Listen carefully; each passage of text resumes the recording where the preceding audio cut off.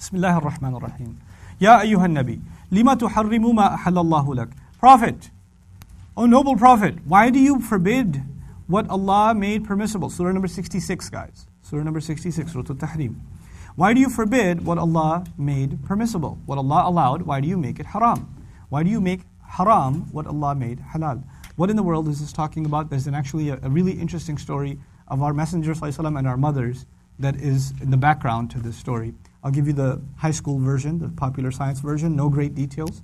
The easy version of that is the Prophet ﷺ used to make sure that every one of his spouses is happy with him. So he used to spend a part of the day with each of them. So each of them got, equal time. They got equal time. And so each of the wives sometimes tried to maybe get another extra minute or two, or extra 5 minutes, or extra half hour from him. But he would make sure that everybody got equal amounts of time. So one of them, and they're all our mothers, so one of them devised a plan where she got some exotic honey, because she knew that the Prophet ﷺ loved honey. And so she gave him some of that honey, and she'd give him little by little, and he would spend a little extra time there eating honey. And so when he would go to the next spouse's house, there would be a little less time, and also she would notice that he smells like what? He smells like honey. There's because he just had some. So the next spouse decides that she is going to teach the first one a lesson, and says, that smell, I don't like it. So she just said she doesn't like the smell of the honey. And it wasn't that she didn't like the smell of the honey, but she knew that she's getting a little extra time over there because of this thing, and he's getting a preference there, so she wanted that to stop. So the Prophet ﷺ, out of love of this wife, said, okay, you know what, from today on I'm not going to have any more honey. I'm not going to have the honey anymore. Okay? Now, this ayah came down and said, Prophet, why do you make haram what Allah made halal? That's profound. The Prophet ﷺ did not say it's haram. He just said, I won't have it anymore. But the Prophet ﷺ is such a huge leader to us that everything he does, we're going to take very seriously as though it is directly from Allah. So if he stops having honey, there could be Muslims who hear that and say, what? Honey's haram, the Prophet didn't have it. That would be a problem. So Allah immediately revealed that if you like something, and he did like the honey, and he only did this not because he didn't like honey anymore, but because he wanted to keep one of his wives happy. Okay? So this ayah came down to let the Prophet know that he's too much of a role model, he's too much of a public figure, he's too much under a microscope. Everybody's watching everything he does, and they're going to record everything he does, and it's going to be something that we try to impersonate and emulate until the Day of Judgment. Every Muslim's going to try to do exactly what he did, so he cannot actually, even these small things, you have to be very careful about. So he cannot just say to himself that he's not going to have honey anymore. تَبْتَغِي مَرْضَاتَ أَزْوَاجِكَ. You're just trying to make some of your spouses happy. So he's making one of the spouses happy by eating the honey, and he's making the other spouses happy by not eating it. وَاللَّهُ غَفُورٌ رَحِيمٌ. And Allah is extremely forgiving and always loving and caring. In other words, you didn't sin. It's not a mistake. Because Allah is saying, why do you do this? It seems like he made a mistake, but no, this is not a mistake. It's just you're being educated, and if you're worried that Allah will not forgive this, Allah has forgiven you already. Allah is exceedingly forgiving, always loving and merciful. Now from this we also learn an additional point that, we don't have the Prophet among us anymore. We don't, and we don't have anyone even close. But we do have people that try to teach us Islam. Right? So I'm trying to teach you something about Islam, and I'm not even a scholar. And there are ulama that try to teach us something about Islam. There are imams that try to teach us something about Islam. Khatibs that try to teach us something about Islam. Right? And unlike the Prophet, with the Prophet ﷺ, everything the Prophet does, we will try to think of it as that is what Islam itself says. None of us, after the Prophet ﷺ, are going to be a full representation of Islam. That is impossible. Even though we are in a public position that was once in its perfect form, it was held by who? Rasulullah ﷺ. Like me sitting here trying to explain Quran to you, in its billionth to the trillionth degree, is something like what the Prophet ﷺ was doing with his Sahaba. So it's a very noble honor to have, even though we're not worth the dust on his feet. We're not. I'm not worth the insect that would bite him. I'm not worth anything. But still, there's some comparison to us being in that position, to speaker, to da'i, to alim being in that position. The Prophet of Allah ﷺ was being taught that your personal preferences might get confused with Islam itself. Isn't that what he was being taught? that his personal preferences, if he says, I'm not, just to make my wife happy, his private life is between him and his wife, it might get confused with Islam. Is it possible today that somebody's personal, like a scholar's personal preferences might get confused with Islam? Is that possible? Yeah. And that's the big lesson that's being taught here. Like, people in that position have to go out of their way and say, this is actually my personal preference, this has nothing to do with Islam. Like, look, I have opinions about all kinds of things. I have opinions about what kinds of food I like, or sleeping habits, or, sports, or video games, or, I have opinions about politics. But none of those opinions actually have to do with the fact that I'm trying to teach you the Quran. And those opinions are not more valid or, better because I'm trying to teach you the Quran. They have nothing to do with the Quran. They have nothing to do with Islam. They're just my own opinions. You understand that? So, which is why it's important that I try to keep my personal opinions either personal, or if I share my personal opinion, I go out of my way to let you know this has nothing to do with the deen. But even then, I think a lot of people, they don't like to make that distinction. If they hear somebody say something who's a public figure, they automatically assume everything they're saying is based on their understanding of Islam, that they're representing Islam in everything that they say, right? And it's not true. It's just not true. And it's not fair either.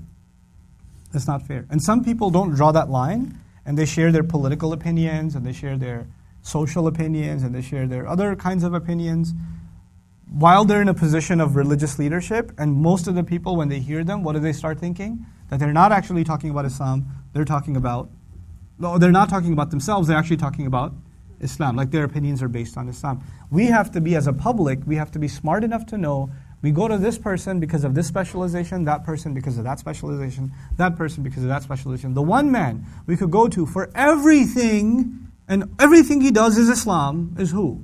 The Prophet ﷺ. Everything he does, everything he says is Islam, which is why this was so important. He couldn't just come out and say, I'm not going to have honey. I could say that. You could say that. Because we have a personal life that's separate from our teaching of Islam. But the Prophet ﷺ's personal life is also Islam. He's also teaching Islam in his personal life. Everything he does is the code for which all Muslims are going to live. Thank Allah, you and I are not like that. We're not going to be those kinds of absolute role models. Is that point clear to everybody? Okay? So, even you, inshallah, one day you might be in a position where you're teaching something, or, whatever. So people hold you to a high place. But you have to understand that you may have one area that you know something about. And there are other areas you know nothing about. Actually, just recently, I didn't publish this yet. I wrote a small piece about fame. And, because now there's about 500,000 followers on Facebook, on my Facebook page. I don't go on Facebook, but it's there. Right? And quite a few people know me when I travel. Quite a few people know me. And this is kind of a new thing for me, too. It was not something I'm used to for many, many years. But a lot of things that I'm teaching now are pretty much the same as I was teaching 15 years ago, right? So if for example, I was teaching an Arabic class in my living room in Queens to like 4 guys, and I was teaching them the 4 properties of the ism, which is like one of the first lessons of Arabic, and I'm like 14, 13 years have gone by, and I'm sitting here, and I'm teaching the same thing, or I'm teaching husna that, and there's like 30,000 people watching it, or whatever, right? The fact of the matter is, whether 1 million people are watching it, or 5 people are watching it, or 5 people are learning from me, or 5 million people are learning from me, it actually doesn't change the fact that I'm teaching exactly the same thing. And it doesn't make me more or less valid. Like, the fame itself does not make me worth more or worth less of a person. You understand what I'm saying? So back then, those 5 guys that are sitting there and they're learning Arabic from me, they know that I'm not a mufti. They also know that I'm not a scholar of Sharia. They also know that I'm not a political scientist. They also know that I'm not a lawyer. They also know that I'm not a physician. So they're not going to ask my medical opinion. They're not going to ask my psychology opinion. They're not going to ask my political opinion. They're not going to ask, what do you think this is halal or haram? Because they are very clear about the fact that I am just teaching them what? Arabic. Or if I'm just teaching them Quran, they know that this is all I'm doing. I got nothing else for you. I got nothing else. But 500,000 Facebook followers later, what do people start thinking? I didn't change, but people did. People's attitude towards me changed. And what's their attitude? You need to tell me everything there is about Islam. Well, actually, I'm still the same dude. So I'm just going to teach you some things about Arabic and some things about the Quran. You need more answers? Go somewhere else. And it's not like I don't have political opinions. It's not like I don't know anything about fiqh. or I don't think something's halal or haram or whatever. But I'm not qualified to tell you that stuff. I haven't studied that stuff. I just learned enough of it so I can live by it by myself. And people say, no. Just tell me what you do. No, I'm not going to tell you what I do. Because that's what I do. And they're like, no, just please tell us, what do you do when it comes to, what is your opinion about home financing, Islamic financing? Like, I don't have an opinion. What do you do? I was like, here's what I do. I go to someone who knows and ask them. Here's what I do. In other words, we have to, as a public also, I'm giving you the other side of it, right? From my side of it. A lot of you don't see things from this side. You see it from that side. From this side of it, things seem to have changed. The expectations seem to have changed. Like I don't really use much social media. If I get a chance once in a while, I'll go on or whatever. First 10, 15 days of Ramadan go by, there's an uproar online somewhere. Why hasn't Ustad Noman said anything about Gaza? Why hasn't he said anything about Gaza? I was like, I didn't know I was religiously obligated to log into Facebook and post my position about the people of Palestine. I didn't realize. I thought I could just spend my Ramadan making dua and giving some sadaqah and trying to take care of whatever work I'm doing. But apparently, all of a sudden, there's this other expectation, from a group of people that love getting angry. But to let them know and to let all of you know, it's not going to change anything. It's not going to change anything. I am going to hold my opinions, and I'm going to, that's an area, by the way, the history of Palestine and the situation, is that an easy situation or a complicated situation? It's complicated. It's complicated. And if from the position I'm in, I share my opinions, are those opinions based on my exhaustive knowledge of the history and the complicated situation and what the solution might be? No. There's one piece that everybody knows. People are suffering. There's no disagreement about that. People are suffering. We can do something about that. But beyond that, what needs to be done is complicated. Like it's not, for me at least, it's complicated. I'm sorry. I don't know enough. I don't know enough. There are people who do PhDs in just this subject, and then they, at the end of their PhD, say it's complicated. And here there are people who watch 5-second sound bites on the media, and they're ready to have their opinion. And why don't you share my opinion, and why aren't you retweeting it, and why isn't this happening or that happening? I'm sorry, I'm not jumping on that bandwagon. You can expect whatever you want. You can hate all you want. It's not going to happen. I'm not going to change who I am. Deal with it. I'm not forcing you to listen to me, or you can boycott me too, it's fine. It's cool. I'm not going to cry. I still have kids. They're happy with me. I don't have to make you happy. You see what I'm saying? But that's because what happens with us, when a person becomes prominent in the Muslim community, we expect them to represent everything and every concern, everything about Islam. Look, the point of the matter is, I, or anyone else for that matter, whether it's someone far more scholarly than I am, like Sheikh Hamza Yusuf or Sheikh Yasir Qadi or Sheikh Umar Sulaiman or any one of them, they cannot possibly talk about all things. Somebody's going to say, why don't you talk about Burma? Why don't you talk about what's happening in Central Africa? It's far worse. Why don't you talk about riba? Why don't you talk about the haram ingredients in ice cream? Why don't you talk about the marriage crisis in Pakistan? Why don't you talk about political corruption? Why don't you talk about this? Why don't you talk about that? Oh my God, there's so many things I don't talk about. Sorry. Do you talk about everything? No, we can't. The one man who carried every burden of this ummah on his shoulders was Rasulullah sallallahu alaihi wasallam. And after him, that one burden has to be shared by 1 billion people. And we still can't carry it. You understand that? But what do? We have these unrealistic expectations that one person or two people are supposed to carry. Where are they when the time came to give a statement? They were home, sleeping. They were praying Taraweeh. They were eating food. They're human beings. They don't have to be there online like you are 18 hours of a day. They don't have to appease to you. We have it becomes unrealistic. And that's the profound beauty of these ayat. Is that kind of expectation could only have been held of Rasulullah sallallahu alaihi wasallam. He will speak to every issue. None of us after him will speak to every issue. None of us will carry this position.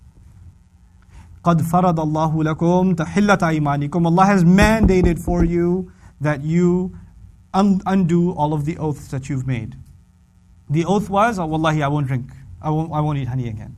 No, I've mandated it onto you. You have to release the oath. Wallahu mawlakum wa huwa al-aliyyul hakim. And Allah is your protecting friend and protecting guardian. And He's the one who knows everything and all wise. Now there's the second story. The first story was about the honey. The second story is about the secret. Okay?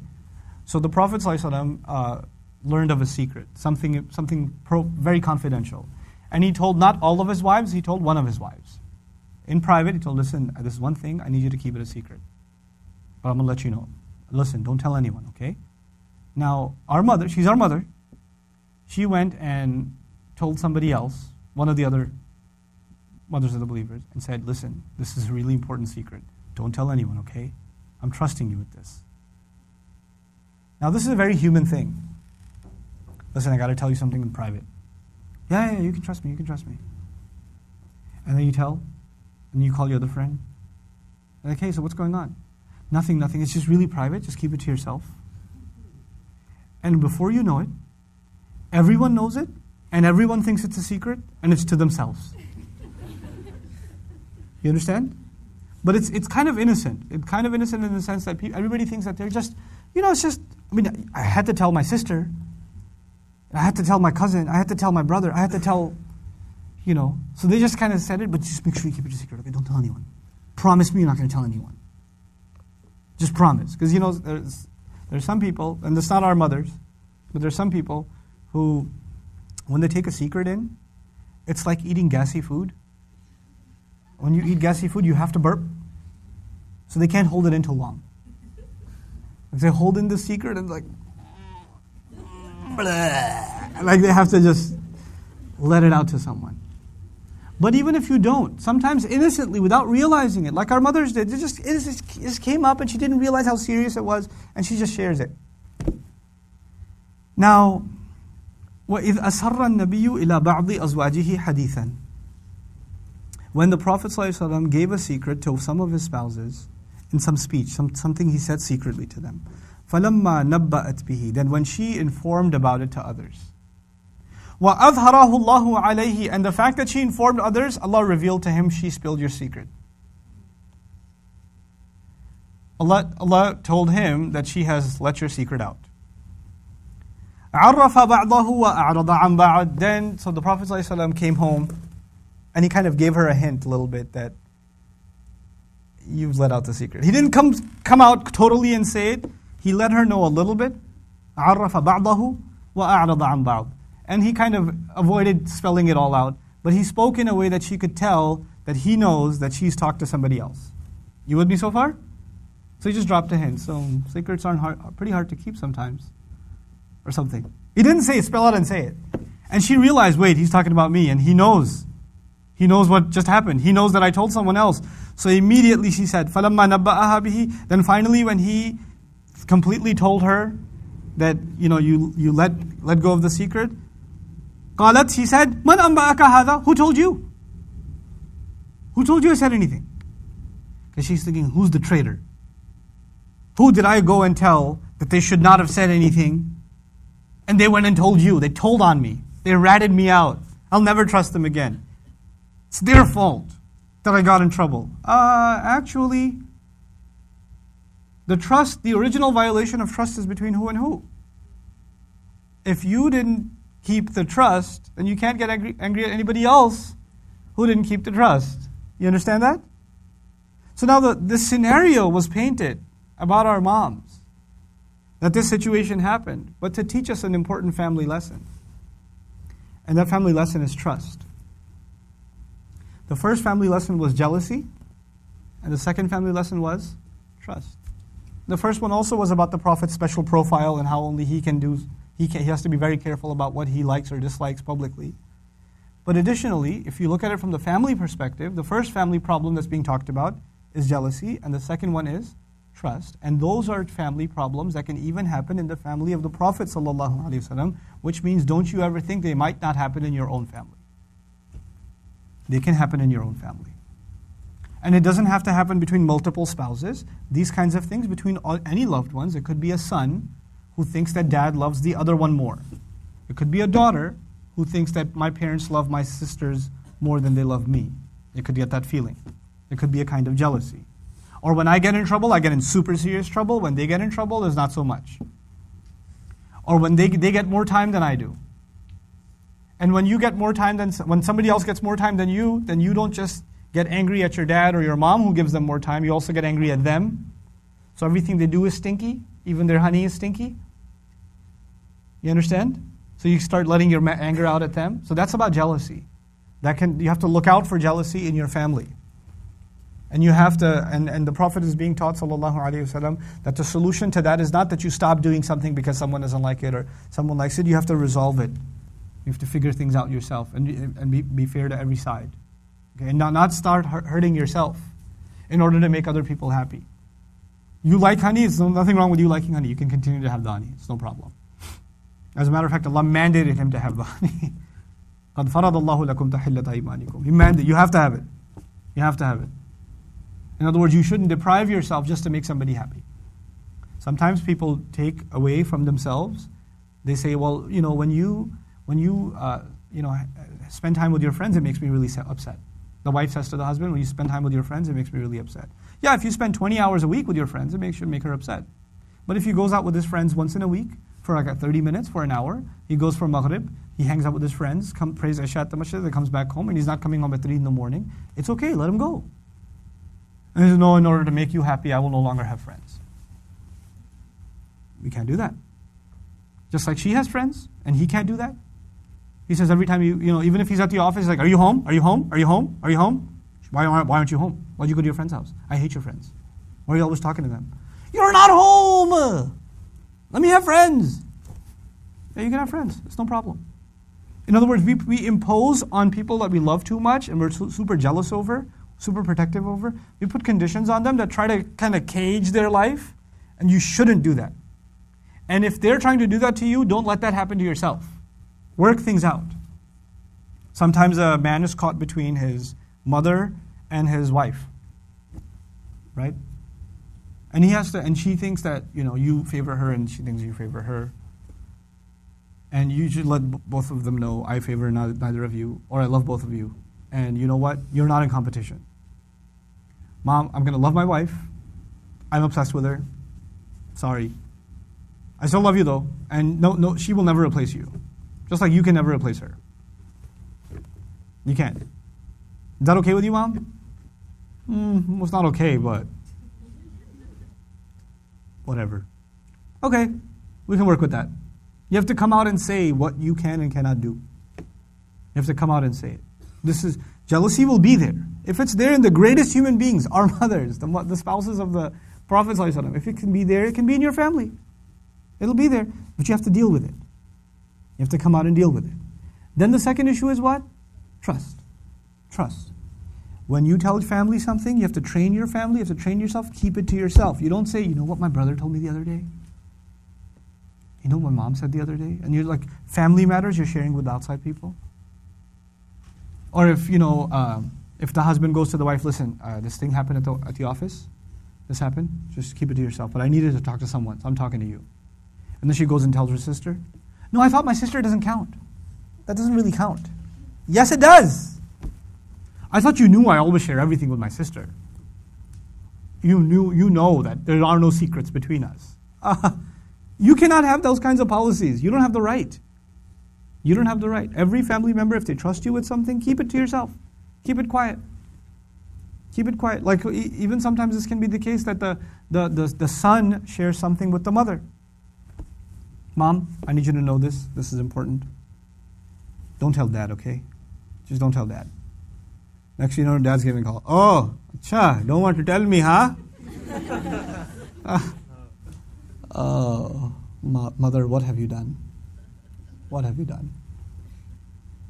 What does that do between relationships? It spoils trust. Next time, are they going to tell you something that should be kept? No. They won't tell you anymore. So we have to respect the privacy and the dignity of the people that share things with us. And if they don't want us to let anybody know, then we don't let them know. Sometimes we're really afraid to talk to someone because we think 100 times, are they going to keep that to themselves? Or are they going to talk to other people about it? right? And that should not be the case inside a family. You have to become a bearer of secrets for your family, just like they have to become that for you. And if they're not that for you, at least you should be one for them. In tatuba ilallahi, actually, so she said, who told you? Who told you? Let me go check on them. I trusted you with this. And Allah says, the Prophet told her, قَالَ نَبَّأَنِيَ الْعَلِيمُ الْخَبِيرُ. Actually, the one who knows everything and gets all the news, he is the one who told me. And now she's like, whoa, revelation? God intervened? Allah intervened in this private matter and called me out? And now there are two people involved?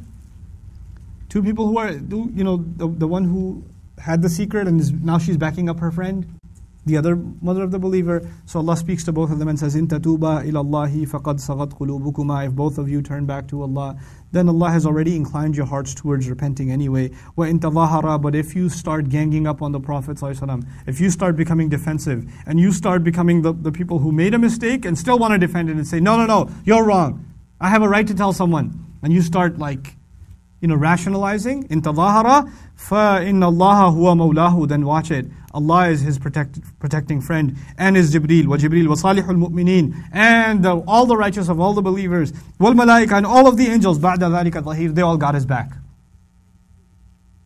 Whoa!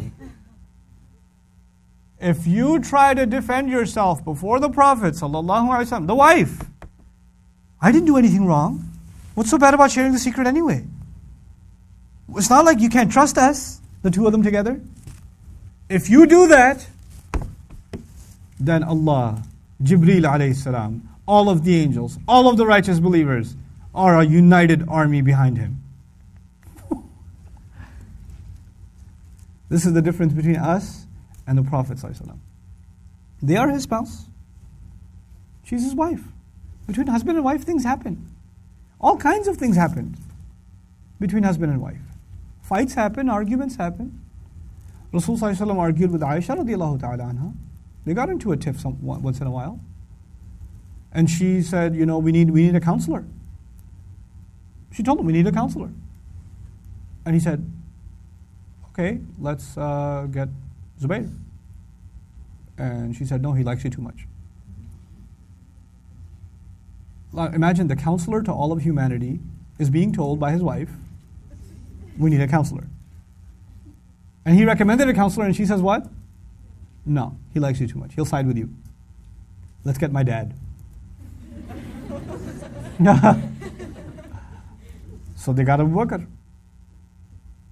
And as much as Abu Bakr as-Siddiq loves Aisha radiallahu anha, who does he love more?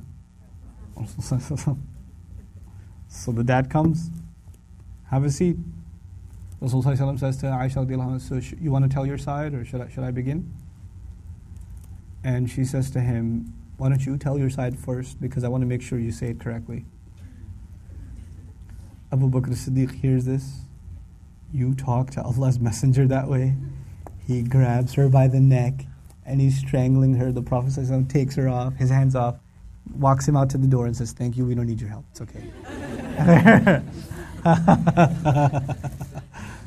And they stopped fighting. They were okay after that. It's a marriage. It's a normal marriage. They joked around with each other. Our mother tells us, Aisha radiallahu anha, it's a great favor of Allah, this woman, radiallahu ta'ala anha, who told us so much about our messenger that we would never have known. We would never have known. What went on inside the house? Who would know? So much of the Prophet's personal life. So much of that beautiful sunnah. How would we know about a domestic dispute? How would we know about that? It's such a private thing, isn't it? When you have an argument in your family, does anybody else know? Not unless you spill the beans and don't understand what it means to keep things private. Nobody else knows what happens inside a house. But our mother realized that this is going to be guidance for humanity until Judgment Day. And it'll help solve problems for so many families until Judgment Day. People need to know. She took that responsibility, radiallahu ta'ala anha, and let us know what happened. So now, in this case, what I'm trying to say is, they can have a sincere disagreement between each other, and that's fine. Allah is not intervening. Allah is not punishing Aisha radiallahu anha, because it's between husband and wife. But don't lose sight of the fact that when it comes to certain things, He is not your husband first. He is what first? He is Rasulullah first. Sallallahu alayhi wa sallam. And so it's in that sense, yes, he's our husband and we can defend ourselves and we can talk back. What do you mean I can't talk back to my husband? Yeah, but when it comes to, he's now in Rasulullah mode. As the Rasulullah switch is on. You try to talk back to him, and I will bring legions of angels on his defense. Asa rabbuhu, and then this is so serious. It's quite possible that his master in tallaqa kunna, that if he divorces all of you, kunna. It was about two first. If it's possible that he has the right to divorce all of you, and yubdilahu azwajan khayran minhunna, that he replace for him other spouses better than all of those women. And the iltifatat, those of you that know a little bit of Arabic, the iltifatat in this ayah are incredible. Kunna, then khayran min kunna, and then everything is going off to the third person. But I won't explain that to the rest of you. Muslimatin, mu'minatin, qanitatin, ta'ibatin, abidatin, sa'ihatin, thayyibatin, wa abkaran. He has the right to replace you with other wives that are going to be Muslim, that are going to truly, truly be believers. By the way, there's Muslim and mu'min together. You know what that means? There's a difference between them.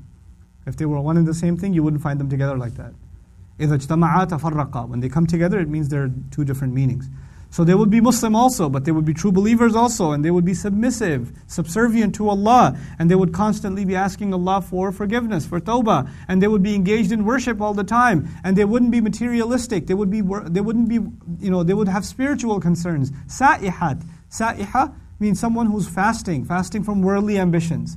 So they'd be spiritual women. Thayyibatin wa abkaran. They could be previously divorced women that he would remarry. Or it could be women that have never been married before, abkaran. In other words, the Prophet has lots of choices. Don't you think that you're the only choice? Allah didn't tell the Prophet ﷺ to divorce his spouses, neither did he do so. But the ayah came down to let them know that you are dealing with the Messenger of Allah. You women also have a very, very prominent position. The women of the world, the believing women of the world, for them, you are the sunnah. They're the sunnah for the women of the world. Rasulullah ﷺ can only be the sunnah in ibadat and in certain muamalat and the teachings for all human beings. But there are some things, women can only follow women. There are some things, how to be a mother, the Prophet's not going to give us the sunnah of how to be a mother, of how to be a wife, of how to be a daughter. We're not going to get those from the Rasulullah ﷺ. Where are we going to get those sunnahs from? From his spouses. So they are in a very high position. And if you're not up to the task, you will be replaced. That's why the ayah came. Because to give them an idea of what a high profile position these women are in. Radiyallahu ta'ala anhunna. And the fact that they were not replaced, by the way. Were they replaced? No. Which means they fulfill all these qualities. If they did not fulfill all of these qualities, they would have been replaced. They fulfill every single one of these qualities. And by the way, already in all of this, Allah might replace you, He might divorce you, and you better apologize and you better make tawbah, or the legion of angels and all the believers are backing up the Prophet ﷺ. Before all of this, there's one little thing that Allah said that's so beautiful. He said, "In taduba ilallahi faqad sagat qulubukuma." If you were to make tawbah to Allah, well, Allah already knows your heart is inclined towards tawbah anyway. In other words, I already know you're sorry. But in case you weren't, then the rest. In other words, Allah already defended the mothers of the believers. In faqad sagat qulubukuma, it's already there. It's already there. Subhanallah. Now from here, this was the two stories of the Prophet ﷺ. And there are lots of lessons here, but the two big ones that I want you to highlight once again, jealousy and trust. Jealousy and trust. If you have trust in a family, and you don't have the evils of jealousy spreading in a family, then that family can actually communicate with each other in a healthy way. They can clearly communicate. You see, when you have jealousy, you're not honest with family. You don't say things directly. You say things indirectly. You don't listen to someone not because they're not saying the right thing, but because you're mad about something else. Like the emotions are from somewhere else, but the reaction is somewhere else. Our mother, her emotion is about he's spending too much time over there, but her reaction is the honey smells bad. She didn't come out and say what? I don't want you to spend too much time over there. When there are feelings of jealousy, you don't like to come out and say it, you speak in code. Did the Prophet understand the code directly? No. He thought it was actually about what? Honey. And then the ayah came. Right? So what do we learn from that? When people become jealous or angry or upset, and sometimes they speak in unclear ways. They speak in an unclear way. And the other understands it or no? No. Did the Prophet understand it or no? No. So you know what happens sometimes? People get really upset, and you have to learn the code of your husband and wife and siblings and parents. Over time, you learn the code. But if you don't know the code, like, fine, go ahead with your friends. If the word fine comes out of my wife's mouth, fine. Or if there's a phrase like, do whatever you want. Or if she says my name, go ahead, Noman.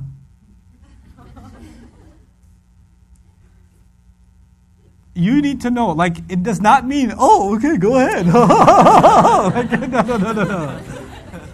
It means do not go.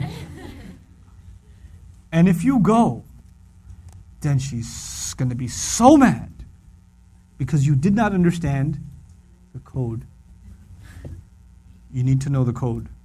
And it does not come easy. You got to learn it over time. Men have codes too. How was your day? It was okay. The face, we're not big with words. Women are really good with words. We're not good with words. We're just like, it's okay. It's our tone. It's our face. You need to tell from that, oh, it was okay then. It was a great day. No. Something's up. I can tell from his face, something's up. I need to undo this. You understand? That takes some time. But both sides need to work on becoming clear and open about their emotions. Openness. It'll save both sides trouble. It'll save both sides trouble. And it builds trust, which leads to the next discussion, which is trust. I can walk into the house and say, I'm in a really bad mood today, okay? You know what? Just saying that makes me feel better. Because then the wife will be like, hey everybody, round of applause for Abba, he's in a really bad mood today, yay! I'm like, I'm getting really angry right now. And then I can't be angry anymore, because then Walid gives me a hug. Abba, you're so angry. Okay, all right, fine. You win. Sometimes just speaking out, being clear, it just lets a lot of the steam out. You know? And you don't become as... And when you keep things inside, well, they keep on boiling and boiling and boiling and boiling until they just explode. And you think you're being patient by not saying anything. You're not. Not saying anything is not the same as patience. If you not saying anything is boiling you on the inside and then eventually he explains, you know, for the longest time I didn't say anything. Congratulations. That's not sabr. Sabr doesn't have to do with I didn't express my feelings. Sabr has to do with you can express your feelings, but you don't get overwhelmed by them. You can be calm as you express your feelings. You know, you didn't let them get the best of you. Silence is not the same as sabr. You know? So now, these two things have, if we can work on them, trust in our family and open communication in our family. You know? Understanding the other side's sentiments and feelings. And knowing that no matter what you do, you cannot actually, at the end of the day, completely please anyone. You can't. And if you were to ask anybody, you know, do you love everything about me? Do you love everything about me? You're not going to like the answer. You're just not going to like the answer. It's okay. We don't have to love everything about everyone. But we have enough things to love about them that we can overlook the other things. If you have that much, then the next ayah will make sense. Ya ayyuhalladhina amanu qu anfusakum wa ahlikum naran. Those of you who have iman, protect yourselves and your families from fire. Families that don't communicate properly with each other, families that have ill feelings within each other, families that can't trust each other, they cannot protect each other. They can't. You have to have an emotionally healthy family. Then this ayah will make sense. What is this ayah doing here? Why this over here? Because the rest of us are being told. See, the first part was about the Prophet and his wives. Ya ayyuhan nabi, Prophet, why do you do this? Why do you do this? Why do you do this? And all of a sudden the subject changed. And as for the rest of you, now that I've taught you lessons from the Prophet, as for the rest of you, save yourselves and your families from the fire, or from a fire. This is a very powerful and a very special place in the Quran, particularly also because of the way it's sequenced. Allah first says, Ya ayyuhalladhina amanu, which means those of you who believe, which means ayah number 6 is it's addressing believers. Then the very next ayah is Ya ayyuhalladhina kafaru, which means Allah is addressing the disbelievers. Those of you who disbelieve, He addressed them directly. And then the next ayah after that, so 6, 7, and then 8, in the 8th ayah He says, Ya ayyuhalladhina amanu again, which means those of you who believe. So it's as though there are 3 sentences back to back, and one of them is those of you who believe, listen up, and then those of you who disbelieve, and then those of you who believe. So it's sandwiched in between, right? So it's believers, disbelievers, and believers. And they're all 3 are being addressed like that. So it's very strange, because when you address someone, you address one crowd. Also, this is strange because the surah is Madani, and that means the Prophet ﷺ was given this surah when he moved to Medina. And as a matter of fact, the audience that was listening to the Quran primarily and predominantly were believers. They were not disbelievers. The disbelievers are in Makkah. As a matter of fact, the people that are other than the believers in Medina, we call them Ya Ahl al-Kitab. The Quran calls them people of the book, which refers to which nations? The Jews and the Christians. They were called people of the book. So it's very strange that in a Madani surah, where apparently we don't have a disbelieving audience, like a direct kafir audience, we have an Ahlul Kitab audience, who are on their way to believe. Or even if they disbelieve, Allah says, الَّذِينَ كَفَرُوا مِنْ أَهْلِ الْكِتَابِ, those who disbelieve from among the people of the book. It has to be specified. So it's very strange that in a Madani surah, believers, disbelievers, believers is being said. It creates the question, who is being addressed with the title disbelievers? With the title disbelievers. I'll break the mystery from the beginning. The fact of the matter is the most powerful interpretation and the most convincing interpretation, at least that I find the most convincing, is that actually all 3 ayahs are referring to the same group of people. All 3 ayahs are not talking to 2 different groups of people like, 2 ayahs are about believers and 1 is about disbelievers. They're actually all 3 talking to believers. And there are some believers who did not take the advice of Allah seriously from the first ayah. So when Judgment Day comes, they are not going to be addressed as believers. They're going to actually be addressed as disbelievers. And if they learned their lesson and they got shaken up by the fact that they're going to be addressed as disbelievers, then they will internalize the lesson of the 3rd ayah. In other words, there's a quick transition. You know how they do a cutscene in a movie? You do a cutscene in a movie and sometimes there's a flashback into the past or there's a flash forward into the future. Right? They do that in a movie sometimes. Actually, this technique of transitions in time, future and past, that's actually done in the Quran. And this is one of those places. When Allah says, those of you who believe, He's talking about the present. Then if you don't take that seriously, flash forward into the future. This might happen to you. You might end up being called what? Those of you who disbelieve. And we'll see how that works. Because that's actually the only ayah in these 3 that is a picture of Judgment Day. And Judgment Day is happening now or in the future? It's going to happen in the future. So Allah talks to us right now. Then He gives us a picture of the future, if you don't take this seriously.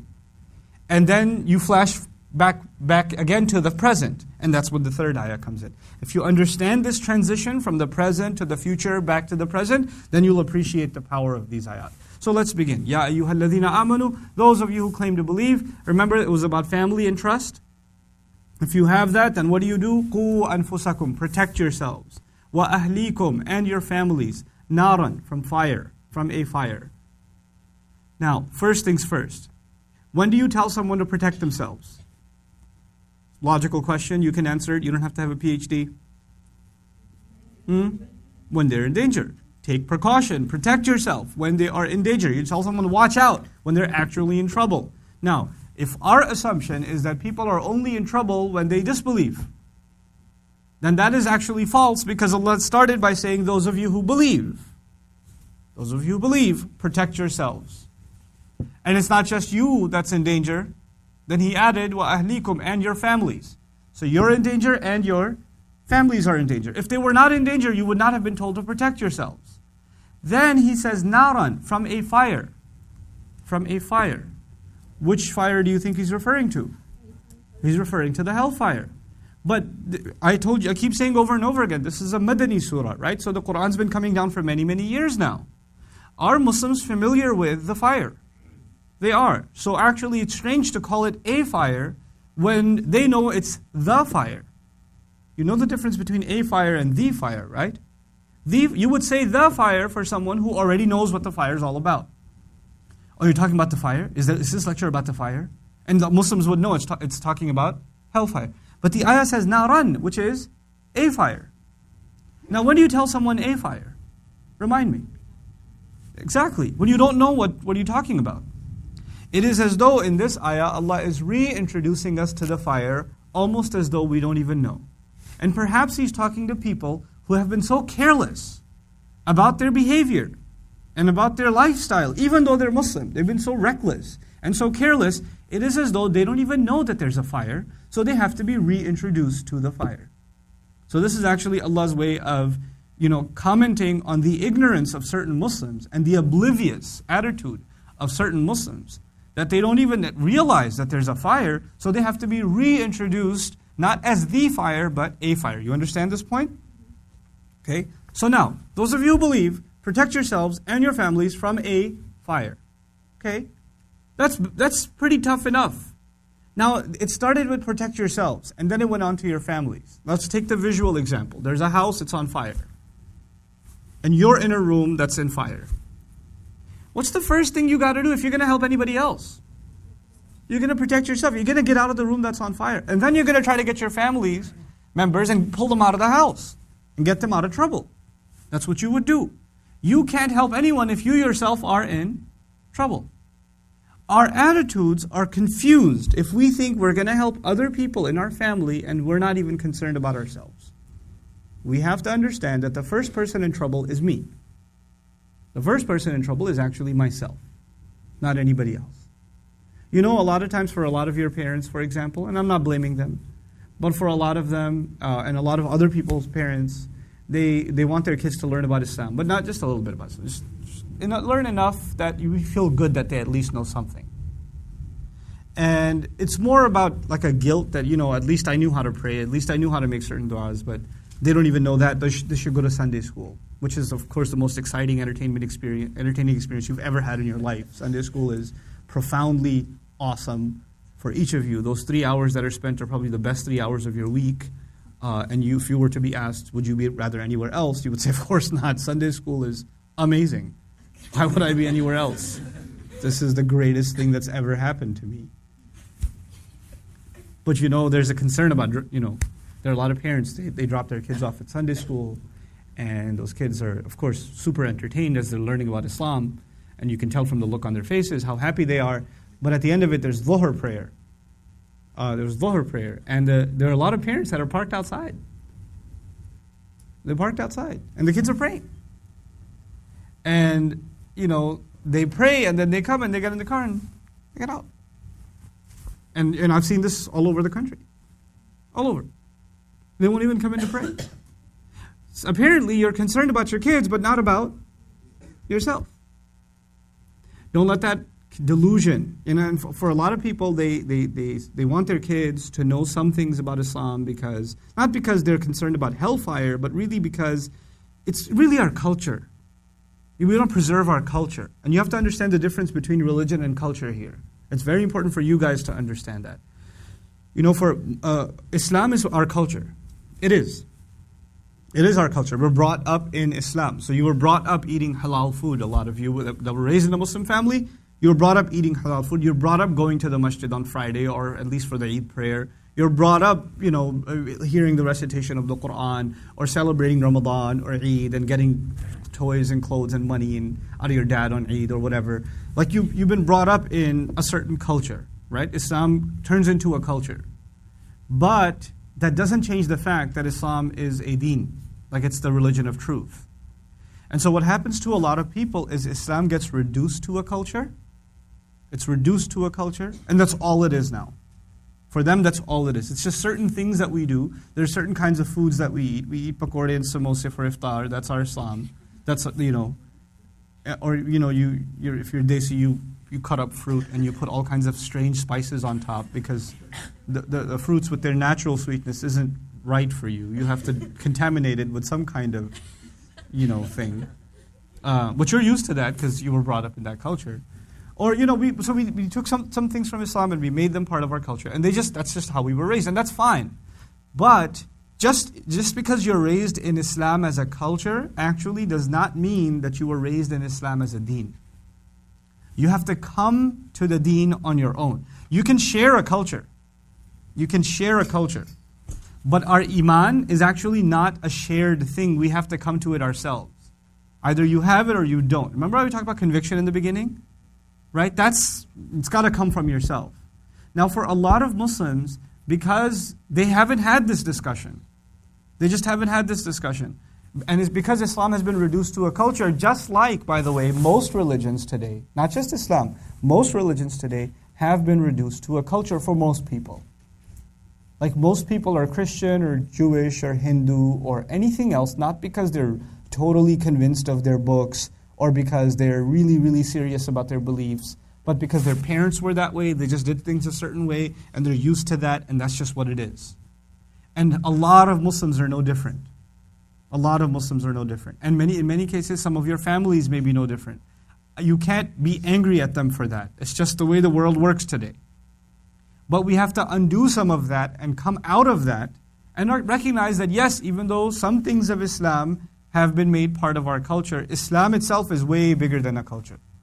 It's way bigger. And what happens also is, I'm not just Muslim. I'm also from a certain part of the world, right? My ancestry is complicated. It's part Afghani, part Indian, part Pakistani, part lots of things, part Punjabi, it's part lots of things. But that part of the world has a certain culture too. And that became a part of myself also. There's a certain kind of food we eat. There's a certain kind of language we speak. There's certain kinds of things we find normal, some things we find abnormal.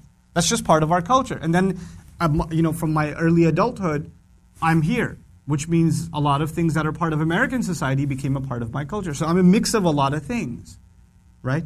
And so what happens when two cultures clash? This is important now. When two cultures clash, like for a lot of you, your parents are from some other country, right? And you came here, and then you consider yourself really from this country. You really identify from this place. And if your parents ever did take you back home, you felt kind of connected, but really disconnected. It was confusing. Like you can talk to your cousins, but they laugh at you also because of the way you speak. Right? Maine kela khanu hai. Like they're like ha ha ha ha ha ha. And you're like, I'm never speaking again. Forget, I'll stay silent. And your grandmother's speaking to you, and you're like, and then grandma's saying, "Ye bolti nahi hai inke." And then you're like, no, I know what happens when I speak. I get destroyed, or whatever. So you feel disconnected, and then they pump water before they go take a shower, and you're like, what's going on here?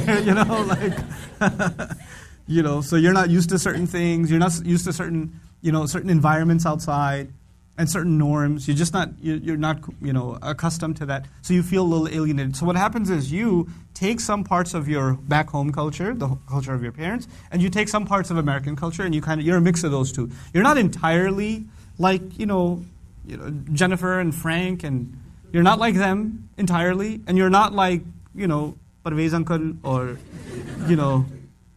Samina chachi or whatever. You're not like them entirely either. You're a confusing mix between those two. But you know what happens for all of you? You take some parts of your parents' culture or your heritage, and you take some parts of the world you live in, and you kind of blend the two together, right? And when you do that, you lose some of either side. Isn't that true? You lose something from your original culture, and you lose something from the culture that you're a part of. You can't do everything that everybody does here, and you can't do everything that everybody did back home either. It's a mix of both. The problem is when Islam is just a culture, and it is for most people. It is just a culture, including myself. For a good part of my life, Islam was nothing more than a culture. Then, just like any culture, when you mix it with another culture, it loses something and keeps something. You lose some things and you keep some things. So for a lot of families, for example, they lost the prayer. Not because they don't care about the prayer, not because they don't want to pray. It's not for that reason. They figured that just doesn't blend with the life we have here in America. Or that just doesn't blend, it doesn't fit. So it wasn't necessarily even an outright disobedience to Allah. It was actually a matter of which part of my culture am I going to hold on to, and which part am I going to let go of. Which part am I going to let go of? Now the thing is, with a culture, according to Islam, this is the part you have to be really clear about. According to Islam, you can be part of any culture you want. You could be as American as you want to be. You could be as Australian as you want to be. You could be as Pakistani or Indian or Bangladeshi or Egyptian or Syrian or Jordanian or Whatever you want to be, it's fine. And none of those cultures have a problem. You could be part of any culture.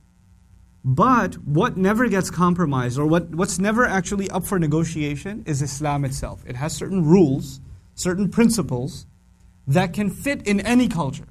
And if there is something in your culture that does not fit with Islam, then you have to let go of that part of your culture. You don't have to let go of your entire culture. Islam is not saying that you all have to dress like an Arab. It's not. Islam has certain guidelines on how you should dress. Doesn't matter if you're a Sudanese person, or you're an Indian person, or you're an Indonesian person. So long as you can observe those guidelines, you can dress within your culture. Islam has certain rules about what you can eat. We don't all have to eat Arab food. We don't, to be true Muslims. We don't have to do that. But if you go to Malaysia, and you go to Pakistan, or you go to Bangladesh, are there going to be different kinds of food? Yeah, but what's the one thing Islam brought in? Just make sure that it's what? It's halal. But what recipes you use, what kind of food you use, what kind of celebrations you do even celebrations. Like there are cultures that celebrate harvest season because they're agricultural societies. Islam doesn't say you can't celebrate harvest. It simply says there are certain celebrations that go against Islam itself. There are certain, like, in American society, name some celebrations we have in America. Can you name some celebrations? Halloween, sure, it's around the corner. Valentine's, Halloween, Christmas, Easter, Thanksgiving. All of the ones you've named so far are religious. You realize that? Halloween is about a belief in the unseen. It's a belief about demons and all of that other stuff. And to protect oneself from demons, you dress like one. So they overlook you because they're stupid. And they just overlook you and they don't haunt you or whatever. And then it turned into a costume party thing and trick-or-treating and all of that, right? But it's originally a religious thing. It stems from a religious source. Valentine's is a religious thing. It's from pagan tradition. A god of love and, getting shot with an arrow through your heart and all of that, right? Valentine's is actually a pagan thing. Christmas is clearly what? A Christian thing. Arguably, possibly, Thanksgiving is not directly a Christian thing. This is something they invented when they came to the U.S. as a result of being part of this land. They wanted to give thanks for having the opportunity to have the freedom here and all of that. But that was originally a religious celebration, but something they made up themselves. They felt like they should give thanks on a particular day, right? And that became, you can maybe consider that a national tradition. Spiritual, but yet a national tradition. Clearly, Islam has something to say about religious celebrations. If you're going to celebrate anything that has anything to do with any religion, it should only be from Islam. It can't be from anything else. Well, that's a pretty logical stance. You can't expect someone who's Jewish to celebrate Christmas. Why would they? They don't even believe in Jesus. They actually called him all kinds of horrible names. Why would they celebrate Christmas? Like a Jewish person coming to me and saying Merry Christmas, which I've seen before, has been a very confusing experience for me. Because it wasn't merry for you guys. You guys accused Maryam, salamun alayha, of all kinds of wrongdoing and the baby is illegitimate and all of that. How is it merry for you? I don't understand. And in America, because nobody looks at their religion truly as a religion anymore. We only look at it as what? Culture. For most of us, it's just a culture. Then you get some weird experiences. Like I was at on like Christmas Day, most stores are closed, right? So I was driving around. I had a road trip. I planned it particularly for Christmas Day because there won't be any traffic, right? So I'm driving and I stop over at a 7-Eleven. I still remember in New York, and there's a Sikh guy at the counter. There's a rabbi dude in front of me. Right? And the rabbi is telling the Sikh guy, Merry Christmas. And the Sikh guy says Merry Christmas back to the rabbi. And I'm going, this is amazing. This is actually pretty amazing. Neither of them have anything to do with Christianity. But to them, they realize that for them, the celebration of Christmas is simply, it's not a celebration of a religion, it's simply a celebration of a culture. It's a cultural holiday. It's a cultural holiday to them. So they can say Merry Christmas, no problem. We are more sensitive than that. Muslims are far more sensitive than that. So we are not going to allow the culture around us to step in on anything that has to do with Islam. I know there are some, ulama and scholars, they have a particular position on that, and I respect them. But I will tell you, to my conviction, here's the problem with all of this. The celebration that Allah has a son, or Allah had a son, that celebration, those words are so offensive to Allah that when they are uttered, the entire skies almost tear open, and the entire earth almost splits into two. وَتَنْشَقُّ الْأَرْض. The planet Earth almost splits into two every time someone says Allah has a son. These words are that offensive to Allah in the Quran. تَكَادُ السَّمَاوَاتُ يَتَفَطَّرْنَ وَتَنْشَقُّ الْأَرْض أَنْ دَعَوْا لِلرَّحْمَنِ وَلَدًا. It is almost as though the entire skies are about to rip open, all 7 of them, and the earth is about to split into 2. The planet is about to tear open because the universe cannot handle this kind of an offensive thing being said about Allah. This does not mean we get angry. We don't have the right to get angry. But the creations of Allah cannot tolerate it. And this is manifesting the anger of Allah about what statement? That Allah has a son. Now once I learned that, as a Muslim, once I learned that, I have a really hard time being merry about anything that has to do with the celebration of God having a son. I can't. As a believer in this book, I can't do it. I'm not telling you it's a fatwa or whatever. But as someone who tries to study and understand the Quran, it's way too serious an issue. It's way, way too serious for me to take it lightly. You see? The problem though is for people who don't, even Muslims, who don't study the book, who don't study the Quran, or haven't actually tried to understand the seriousness of certain things, is it going to be a big deal for them? No, and I don't blame them. I don't blame them because they just don't know yet. They really don't know how serious it is. But if you do, at least you have to hold yourself to account. And you cannot flip out and get angry at people who don't take it seriously because they weren't forced to sit hours and hours and hours like you have to hear something. They weren't put in that position. So you can't expect from them to change. Maybe, inshallah, hopefully you'll have some changes, but you can't expect from people around you to change. You have to be tolerant with the people around you. Okay? Now I brought all of this up because it says protect yourselves and your families from a fire. How do you protect yourselves from a fire? You hold on to Islam. But you cannot hold on to Islam if it's just a culture to you. Because every year, one day your children will be far more American than you are. And they'll be far less Arab and far less Desi than you are. And their children will be way more American than even their parents. In other words, the longer you spend time in a particular place, what happens? You become one with that culture. And if we think Islam is a culture, and we only treated it like a culture, are we going to keep it or keep losing it? Yeah, just like you don't speak Urdu well anymore, your kids probably won't speak any Urdu. Right? You don't speak Arabic as well as your dad does, and your kids may not speak any at all. It's possible. Just like that, your dad knew a lot about Islam, you know a lot less, and maybe by the time you get to your kids and their kids, there's no Islam left. That only happens when you treat Islam as a culture. So when Allah says, protect yourselves and your families from a fire, my first concern for you and for me is how seriously are we going to take learning about Islam and practicing the principles of Islam in our life, and actually making sure that we teach our children that this is not just your culture, this is the truth. This is what you have to live by. And you have to do that for yourselves and your families. Now, we try to, do the best we can with our families. Nobody's perfect. I'm not perfect. You're not perfect. Just because you're trying to tell somebody else about Islam doesn't mean that you're better than them. You're in the trouble of being in a fire, and so are they. So you're not in any better position than anybody else, according to the ayah. Isn't that true? If you're in a burning building, then you're not better than anybody else. And if you're telling someone, hey, we need to get out of here, and they say to you, who do you think you are telling me what to do? I don't have to listen to you. What do you think you're better than everybody else? Telling me to get out the building. You're not going to say, you know what, suit yourself. I didn't like you anyway.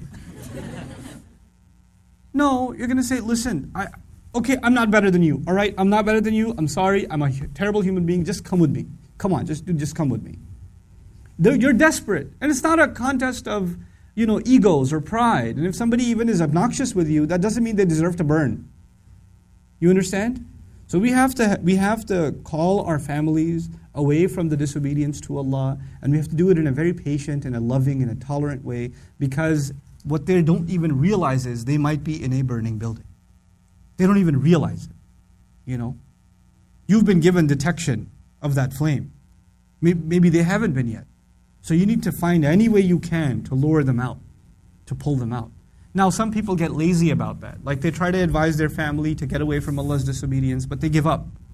So what Allah does in this ayah is He keeps giving you more and more details about this fire. So the first thing He said, it's a fire itself, which should give you enough of an urgency. I mean, there's rarely any kind of danger that is more like serious than a fire that you want to get away from. Right? That's the most serious kind of danger you can think of. But then the next thing He says is, وَقُودُهَا النَّاسُ وَالْحِجَارَةِ.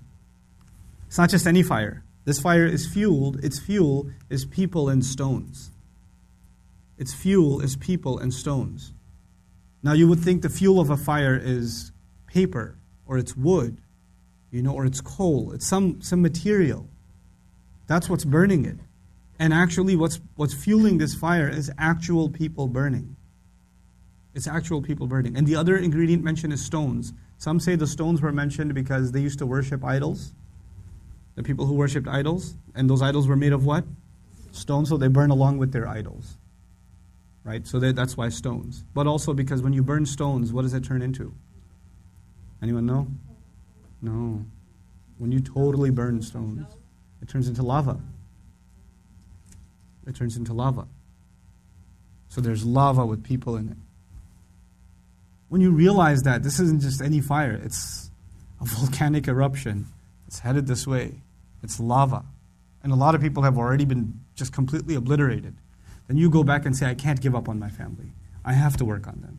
And then after a little bit of trying to work on them and trying to work on yourself, you get exhausted again. You're like, I tried. You come back to this ayah, He's not done. He says, عَلَيْهَا مَلَائِكَةٌ غِلَاظٌ شِدَادٌ. This is not a fire where you get to just burn and die. You keep getting blistered and you keep being brought back to life. ثُمَّ لَا يَمُوتُ فِيهَا وَلَا يَحْيَا. He doesn't die in it. He doesn't live in it. He doesn't die. He doesn't live in it. لَا تَدْعُوا الْيَوْمَ ثُبُورًا وَادْعُوا ثُبُورًا كَثِيرًا. Don't beg for death today. Ask for lots of deaths. You don't get one. And then just as these people are being tortured in this fire, they see guardians, security guards, prison guards. Those are angels. Yeah, I purposely didn't use the word guardian angels because those are people that try to protect you. But these are prison guards that are supposed to... What are the purpose of a prison guard? To keep the prisoners in. And these prison guards are angels. So as people are burning, they beg the prison guards for mercy. Because when torture is going on, they beg the prison guard for mercy. Come on, just give me relief for just a minute. Allah says these angels, غِلَاظٌ, they are tough. Shidad, they're intense. They're intense. So above and beyond the fire, there are actually torturers that are the prison guards. When I read that, I was like, I was already sold on save them from fire. Then you told me it's being fueled by people and stones. Then you told me on top of that it's got security guards. Now I can't even imagine one of my family members in a prison being tortured. Much less a prison that is made up of lava with angels that don't even stop. They keep on torturing and they don't listen. لَا يَعْصُونَ اللَّهَ مَا أَمَرَهُمْ. They don't disobey Allah in whatever He commanded them. No matter how much screaming and howling and crying they hear, they don't stop. They don't stop. They keep on torturing. And you can't even pass out. Like, torture somebody too much, they pass out? You don't pass out. And when you beat someone up a long time, they get used to the pain? Nope. Here you never get used to the pain. It only intensifies. You ever been to a root canal? Dentist office? Some dentist is not very good at anesthesia. And they hit one of them nerves. You're like, ah. That ever happened to you? That's happened to me plenty. Where you want to kill the guy. But he's like, did that hurt? Oh wait, does this hurt? How about now? And it's not like you can talk. You've got like a thing in your mouth, like a thing that the horses put on their face. It's like, ha ha. Oh, okay, you're okay then. It's like, no, I'm dying. But the idea is even that worst pain, how long does it last? In a few initial seconds, it's really unbearable. Then it kind of throbs and just kind of wears off. That really, really intense pain is that first split second. Where it's just like, it just takes over your head. You can't think anymore. Everything about life just comes to an end. You cannot, and if you've been in a kind of like serious pain, like a migraine, like a very serious migraine, or you've had like a, some kind of toothache or whatever that's lasted a while, or your stomach is really upset, or you're in some kind of pain, you know what happens to your thoughts? You can't think about anything. You can't talk about anything. You're constantly in a bad mood. It invades you. All that you think about is, how do I get rid of this pain? That's all you can think about. And that's not even, I wouldn't even call it seriously pain. I would really more call it discomfort. This is pain. Like there's nothing in existence left except the thought of this pain. And that's عَلَيْهَا مَلَائِكَةٌ غِلَاظٌ شِدَادٌ لَا يَعْصُونَ اللَّهَ مَا أَمَرَهُم. They don't disobey Allah in whatever He commanded them. وَيَفْعَلُونَ مَا يُؤْمَرُونَ. And they're going to do whatever they're told. And fi'l in Arabic is used when you do something without even thinking about it. You know when you tell someone to do something and they're like, can I do that later? Do I have to do that? Let me think about it. Let me process how I'm going to do this. That's يَعْمَلُونَ. But it says يَفْعَلُونَ. يَفْعَلُونَ is when you do it. Your breathing is called a fi'l.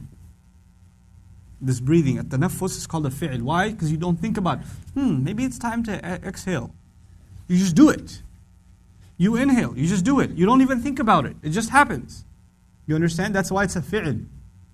So the angels just do it. They don't even consider, oh no, he's taken enough. He's had enough. Oh, look at how much he's crying. Look at how much he's screaming. Nope. Now, go back. This horrific description of this terrible, terrible place. You would think Allah prepared this place for disbelievers. For people who don't care about Allah. Why would He give this description? And the ayah began with what? Ya ayyuhalladhina amanu. Those of you who believe. Protect yourselves and your families. This fire is serious. And I'm not guaranteeing you that you're safe. If you don't take the precautions, just because you think you believe, it's not enough. And if you were under the delusion that you can just carry the name of Islam like a culture and not really practice it at all, not really care about what its demands are, that you have a master who wants you to do certain things. He expects certain things from you. He expects certain attitudes from you. He expects a certain lifestyle from you. You didn't care. Then, when you are raised on Judgment Day, you will not be called believers. You will be called disbelievers. Because on Judgment Day, it is not what you say in this world that matters. It actually matters what you had in your heart. And if that heart never cared and never really submitted before Allah, then on Judgment Day, that heart is what you are judged by. Today, the heart and what it has is all a secret. No one knows. Whether you truly believe, or you're skeptical, or you're hypocritical, or you're weak in your faith, none of that is known to me, and none of that about me is known to you. All we can judge each other by is what we say and what we do. That's all we can judge each other by. We don't know anything else.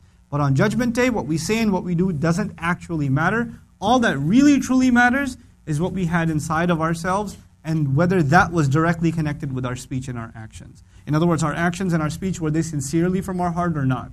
Which is why Allah says on that day, لا ينفع مال ولا بنون إلا من أتى الله بقلب سليم. On that day, there's no benefit that comes from money or from children except the one who comes before Allah with a sound heart. Like, there are people who think, if my kid just memorizes the whole Quran, that's my ticket to Jannah. Actually, that's your ticket to Jannah if you yourself have a clean heart. Because if you don't have a clean heart, children will not benefit. The opposite of that is also true. If you do have a clean heart, your children will benefit you. Your money even will benefit you. That's the beauty of Islam, by the way. It's another subject. But that dua of Ibrahim alayhi salam is remarkable, because if you obeyed Allah, even if you made halal money, you went and got a job. And money is for what? So you can buy clothes, so you can do groceries, so you can get a car, so you can pay the rent in your apartment. But the money you earned was under the obedience of Allah, meaning you didn't earn your money in questionable ways by Allah's standards. Then even that money on Judgment Day will benefit you. Do you know that? Even the paycheck you get is considered an act of worship. Even that. Al-Kasib Habibullah, the one who works hard and earns their money is a beloved of Allah, if they earn the halal way. In other words, the only people who will not benefit from their money on Judgment Day are people who didn't come with the right kind of heart. Now, in the Quran, Allah never actually addresses the disbelievers directly. He never says, like He says, you who believe versus you who disbelieve. Every time He talks to the disbelievers, He says, say, you who disbelieve. In other words, He tells the Prophet ﷺ to address them. Like, قُلْ يَا أَيُّهَا الْكَافِرُونَ. You read that before? We don't read يَا أَيُّهَا الْكَافِرُونَ. We read قُلْ يَا أَيُّهَا الْكَافِرُونَ. Say, you who disbelieve. Who's being told to say this?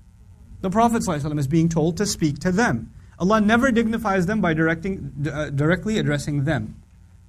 But this is the only ayah where you don't have قُلْ in the whole Quran. In the whole 23 years of revelation. There is no other place in the Quran where Allah addresses the disbelievers directly like this, saying, Ya ayyuhalladhina kafaru. It's never happened. And you know what? So the question begs itself, why did this happen? This happened because these people are raised on Judgment Day. They're hoping for Allah to address them. But address them as what? Believers. Then Allah shocks them by telling them actually, Ya ayyuhalladhina kafaru. Now listen to what He says to them as they're in shock. He says to them, La ta'tadhiru al-yawm. Don't make excuses today. What kinds of people are going to make excuses? Ya Allah, we were Muslim. We even prayed Eid and stuff. We did whatever. I did some things. Wasn't that good enough? I did whatever I felt like. La ta'tadhiru al-yawm. Don't make excuses today. Didn't I warn you enough about how serious that fire is? Didn't I tell you enough to protect yourself and your families from the fire? Now, those, please understand this point clearly so that you can see the connection between these two ayat. When we talk about belief, there are lots of things we believe in. Can you name some of them? As part of Islam, we believe in Allah, angels, Day of Judgment, the Quran, go on, the prophets, go on. Life after death, heaven and hell. We believe in lots of things, right? In the previous ayah, what were the Muslims asked to believe? No, not just believe in the hellfire. They were asked to believe that they may be in danger. The Muslims were asked to believe that they may be in danger from a fire. Isn't that what they were asked to believe? Now in the next ayah, those of you who disbelieved. It could be disbelieved in Allah, disbelieved in the books, disbelieved in the prophets. But what's the number one thing by context? What did they disbelieve in? That they were actually in any kind of danger. That's what they actually disbelieved in. They didn't take that seriously. You denied it. I told you so explicitly, Allah has a right to say. He has a right to say. I told you so graphic, such graphic detail. A fire that's fueled by people and stones. That has security guard angels that keep on torturing and don't disobey Allah. That are intense and tough and ruthless. Ghilaz, ruthless. Ruthless. Shidad, intense. And yet you just didn't believe it. You didn't think it was about you. You thought it was talking about someone else. You disbelieved it. Then you understand what it means, those of you who disbelieve. Don't make excuses today. I don't want to hear excuses now. إِنَّمَا تُجْزَوْنَ مَا كُنْتُمْ تَعْمَلُونَ. You're only being compensated according to what you did. You're only being paid what you used to do. Notice, you would say disbelievers are going to be paid for their disbelief, right? But in this ayah, disbelievers are being paid for their deeds. Not for their disbeliefs, but for their deeds. Why is Allah mentioning their deeds? Allah is mentioning their deeds because if you don't care about the afterlife, you don't care about the warning of hellfire, then you do whatever you feel like. And the things you do get recorded. And then Allah says, well, each of the things you did was worth a particular punishment. You're only being paid what you did. This is what you wanted. Was it worth it? That's really what we're being told here. Now, this is a scene from the Day of Judgment, which means we're fast forward into the future, right? Now we're going to flash back into the present, and then Allah says, Ya ayyuhalladhina amanu, those of you who claim to believe, who really believe everything that's been said so far, tubu ilallahi tawbatan nasuha. Why don't you turn back to Allah? Turn back towards Allah. Repent to Allah. Taba means to turn back. And actually, taba is used in the spiritual sense when somebody's heart turns back. When somebody feels bad about the way they've been doing things, and they turn back to Allah. Tawbatan nasuha, a turning back that is nasuh. Nasuh in Arabic means pure and sweet. Pure and sweet. Like the most pure kind of honey is also called nush. Turn back to Allah in a way that is pure and sweet. Now what in the world is that? You know, when you do something bad, your parents say, you shouldn't do that. You shouldn't talk to your brother like that. You shouldn't talk to your sister like that. You shouldn't have eaten that. You shouldn't have gone there. You shouldn't have done this. You shouldn't have done that. And you're like, fine. In other words, you were told you did something wrong, but that feeling wasn't sweet. That feeling was sour. And actually, you're not really sorry. You're only sorry because your parents are telling you to be sorry. You understand that? Like you're not truly guilty yourself. It's just an authority that's telling you you're supposed to feel guilty. Allah wants the kind of turning back that is out of love. And when you turn back and you apologize, not because you were told to apologize, but because it was out of love, it was genuine and sincere, it makes you cry, then you feel really relieved and sweet afterwards. If you've ever apologized to your mom, truly, not because she told you to, or you've apologized to your dad or to a friend, you felt like you owe them an apology and you went and you apologized on your own, it made you cry. I can't believe it. And you can't even get the words out. But after you're done with all of it, is there a relief? Is there a sweetness? Yep, that's tawbatan nasuha. Allah is saying, I don't want anything fake. I don't want anything fake. If you can't dig deep down inside your conscience and turn back to Allah and truly, truly apologize, it's worthless. How do we know? How do we know it's worthless? You see, the entire idea of somebody's heart turning back to Allah and somebody truly apologizing for the way they've behaved, for the disobedience that they've done, even though they say they believe, they don't care. Allah will forgive. Allah will forgive. It's no big deal. You know, and then they recognize it. You know what's going to happen? They're not going to be able to stop their eyes from tearing. You're not going to be able to do it. You have to truly, truly, truly turn back to Allah on your own, and you're not. You know, we are one of the most disgusting things about our postmodern culture. I want to make you aware of. You guys need to know this. Is that they make fun of emotions. Like they make fun of actual feelings. So from school, from like elementary school, if somebody's feeling like you're making fun of someone or a bunch of kids are making fun of a kid, right, and this kid looks sad, oh, what are you going to cry? You ever see that? Like crying is something weak and pathetic.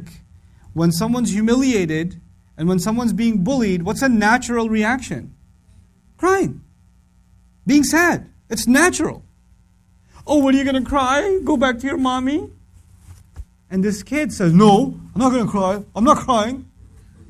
And they learn to what? Deny their natural emotions.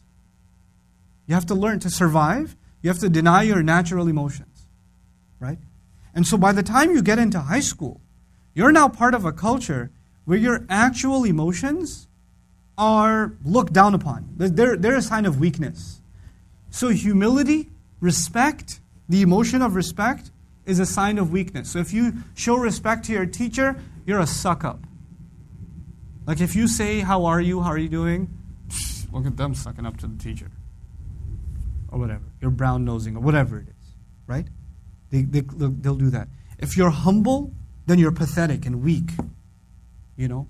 If you care and you're concerned, then some other name will be given to you. If you're shy, then you'll be made fun of for your shyness. Like any emotion, you have to be drained of it. It has to be taken away from you. And so when you take one emotion, then you take another emotion, then you take another emotion, and you keep burying those emotions. You have them, but you cannot show them because they're a sign of weakness. In the hardcore, like everybody's got to look tough. You're like scrawny like a toothpick, but you gotta look. you gotta act tough. And then there's a culture of you have to, in order to be worth something, you have to make fun of someone else. You have to put someone else down. You know? You constantly have to say a smart comment about someone. You know? And insult them in some way. You know? And then your group of friends, they have to put a certain other kind of people down. They have to do it. And they have to feel no mercy. Then you add to that on top of that, this even bigger problem of the kinds of video games our children are exposed to, which are ruthless. Ruthless. Then the kinds of TV shows And like the kinds of entertainment, like I'm fascinated by the brats. This entire idea of children turning into shayateen, brats, arrogant, self-absorbed, obsessed with one's physical appearance, condescending towards others, disrespectful. Wow. Bestsellers. Why do this? Why create this culture? Well, first of all, it sells. But second of all, you know what it does eventually? There are some certain children who are stripped of their emotions so much that they stop even feeling human anymore. They stop feeling human anymore, and then they do the kinds of crimes that happen in some schools. You cannot imagine why a child would walk in with a gun into a school. There's no way to understand that. They must not have any human emotion left in them. Then the question arises, when did they start losing their human emotions? We've created this entire storm of, an environment that is stripping us of our natural emotions. So the idea of crying before Allah in prayer is so pathetic to you. Cry. Yeah. That's because you got bullied in school and you learned early on crying is for the weak, which gave you the delusion that you're strong, but you're not. Just because you think you're strong, just because you think not crying, not being humbled, not admitting your mistakes. And that's the other part of the culture. You never admit your flaws. You never admit your flaws. As a matter of fact, there's two kinds of genres of music that are very popular. I won't name which genres they are, but there's a genre in which you blame others for all of your mistakes. It was your fault that I'm sad. It's your fault that I didn't do this. You didn't do this for me. You never cared. You never had time. You did you. And the other genre of music is where, look at me, look at how awesome I am, look at my gold tooth, look at my, you can't touch this. I'm going to destroy you. I will kill you if you even look at me. I will burn you with my laser. I will, I am the awesomest thing ever. Or if I have a problem, it's not because of me, it's because of someone else. Two kinds of genres of music. Right? Which means you cannot admit when you have something wrong with you. And you cannot take responsibility for yourself. You just aggrandize yourself. You just exaggerate yourself so much that there's this fake version of you that you start believing in. Islam, you cannot turn back to Allah until you recognize that you and I are flawed. And you can't admit your own flaws to yourself. And you can't be humbled. It's not for those people. This ayah will mean nothing to people who are too delusional about their self-image. That's one of the most poisonous things I find in our culture. There are a few qualities in the Muslim personality that are they're very looked highly upon. Like respect, being respectful, being humble, not talking down to people. Right? Having a humble walk, a purposeful walk. Waqsid fi mashyik, remember that? There are certain things that are just a part of a person's personality that Allah looks highly upon. You look at high school culture and you'll say every single one of those qualities, turn it to the opposite and you'll find that glorified. The person who guards their shame is looked highly upon. What do you find in high school? The most popular kids are the ones that are most shameless. The one who watches his tongue is regarded highly. The one who uses the most filthy language is the most popular. The one who protects their chastity is the most noble. The one who has who's had the most relationships, who's scored the most. They keep tallies. That's the one that's the most popular. In Islam, the one that's the most humble and respectful to others. And in high school, the one that's like the most full of themselves. The most full of themselves. The most obnoxious is the most popular. And everybody else wants to be like them. They want to be like them. It's got to stop. Like you guys can't be victim to this. Don't let yourselves be victim to this. Tubu ilallahi tawbatan nasuha. I'm saying all of this because it's not possible for you to genuinely turn back to Allah and feel the sweetness of tawbah if you live a delusional life. If you're not clear about who you are. عَسَىٰ رَبُّكُمْ أَن يُكَفِّرَ عَنْكُمْ سَيِّئَاتِكُمْ. Perhaps there's still hope There's a possibility that your master may bury away your sins. Allah didn't give a guarantee here, because if He gave a guarantee, you would have felt like, oh, I made a tawbah one time, I'm good. Asa. Don't feel too complacent. Don't ever feel like it's done. I made tawbah already, I'm a good person now. Doesn't matter. Doesn't matter if you wear hijab. Doesn't matter if you memorize the whole Quran. Doesn't matter if you're a alim or a scholar. Doesn't matter if there are videos being made of you that people are watching. None of us are past tawbah. None of us. None of us can say for ourselves that, okay, I'm no longer in trouble. I'm safe from the fire now. Nobody. There are people who are far away from Allah practically, and there are people who are close to Allah on the outside practice, but their hearts are still far away from Allah. They have to be afraid too. There could be someone studying the Quran 8-10 hours a day. They could be giving lectures or all of it, but their heart is away from Allah. It's possible. Absolutely. And all of that will mean nothing before Allah. All of that good deeds, everybody else can appreciate it. Allah will not appreciate this fake business. It has to be nasuh. And they have different kinds of sins. عسى ربكم أن يكفر عنكم سيئاتكم ويدخلكم جنات تجري من تحتها الأنهار. And He might enter you into gardens at the bottoms of which rivers are flowing. يوم لا يخزي الله النبي والذين آمنوا معه. The day on which Allah will not humiliate the Prophet sallallahu alaihi wasallam and those who believed with him. Those who believed with him, which means there are those who believed who were not with him. You see? And so Allah is saying that those who believed, who said they believed but they weren't with Him, they are going to be given a different label. What label will they be given? Disbelievers, which means the Prophet will not be humiliated by them. The Prophet will simply be told, they're not your followers. They're not your followers. So, يَوْمَ لَا يُخْزِي اللَّهُ النَّبِيَّ وَالَّذِينَ آمَنُوا مَعَهُ نُورُهُمْ يَسْعَى بَيْنَ أَيْدِيهِمْ وَبِأَيْمَانِهِمْ. Their light, remember the light discussion? Judgment day comes and our heart actually turns into a light bulb. It starts giving off light. And the strength of that light depends on how strongly we believed. How much we took care of this heart. And then, نُورُهُمْ يَسْعَى بَيْنَ أَيْدِيهِمْ, their light starts coming out, running out in front of them. Right in front of them. So the light's coming out of their chest. وَبِأَيْمَانِهِمْ, and it starts coming out of their right hand. Now, I remember mentioning this to you. Why does light come out of the right hand? Their deeds. Not just the book. What does the book have? Their deeds. Their actions. So Allah is, either you have two lights or you have nothing. They're not going to be people who have the light coming out of their heart, like I believe, I have faith in my heart, people say. I love it. I really believe in my heart. I don't pray, but I remember Allah all the time. I really love Him. That's cool. You mean that your heart has light, but you are not concerned with the light on your right hand? It's not either or. You have to have both. Otherwise, it's a circuit. It's one running circuit. It gets disconnected. You got nothing. You got nothing. نورهم يسعى بين أيديهم وبأيمانهم يقولون. They're walking towards Jannah now.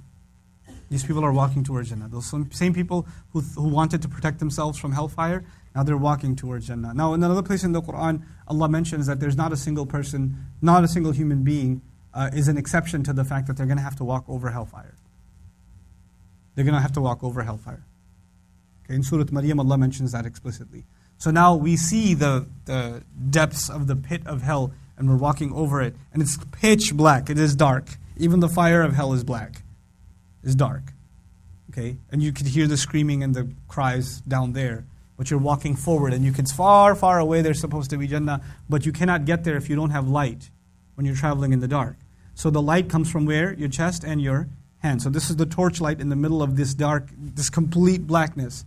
And so these people are walking and they're saying, Ya Allah, Ya Rabbana atmim lana nurana, complete our light for us. Complete our light means keep our light on until we get to the destination. And maybe your light is so weak that you can only see like 2 steps ahead of you. Maybe it's like an iPhone light. You know? But some people have the kind of light that the Prophet would describe, sallallahu alaihi wasallam, it can go from one city to another. Like that's the kind of just beaming light. The other thing though is, if you have, imagine there's like a million people walking, everybody has their own light. They're all facing the forward, right? They're all facing forward. But there are some people who have very powerful light. Isn't it possible that other people can take advantage of their light? And kind of, the crazy thing is that on Judgment Day, nobody can actually see anybody else's light.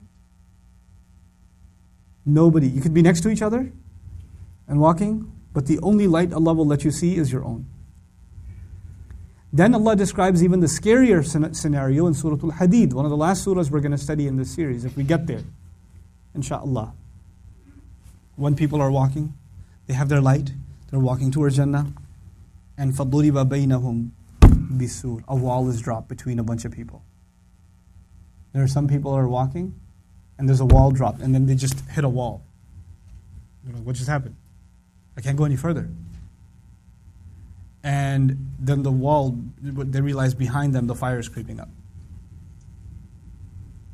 And the people who are stuck on the wrong side of the wall, they're shocked because they thought they were fine. So they cry out to the people on the right side of the wall. أَلَمْ نَكُمْ مَعَكُمْ, weren't we with you?